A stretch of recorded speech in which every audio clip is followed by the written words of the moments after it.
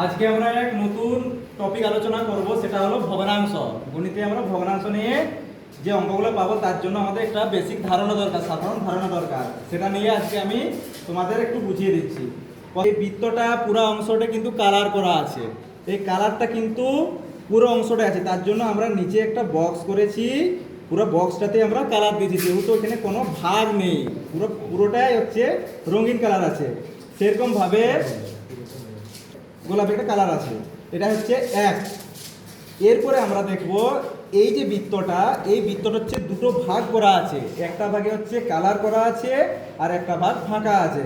তাহলে এই বৃত্তটা কটা ভাগে ভাগ হয়েছে? দুটো ভাগে। তার জন্য আমরা নিচের বক্সটাকে দু ভাগ করেছি এবং রং আছে একটা ভাগ, তাই আমরা একটা ভাগকে রং করেছি। তাহলে এই বৃত্তটার দু ভাগের এক ভাগ রং করা আছে বলে আমরা এখানে কি বলবো?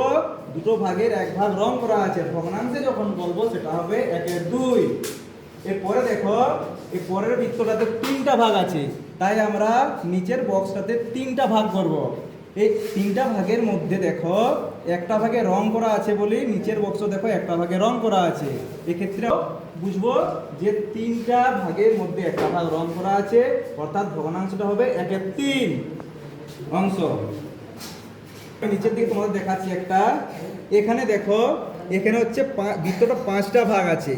যতগুলো ভাগ থাকবে নিচের বক্সে আমরা ততগুলো ভাগ করব। এখানে দেখো 1 2 3 4 5, সেরকমভাবে আমাদের নিচের বক্সে দেখো 1 2 3 4 5, টোটাল হচ্ছে পাঁচটা ভাগ, পাঁচটা আমরা ভাগ করেছি।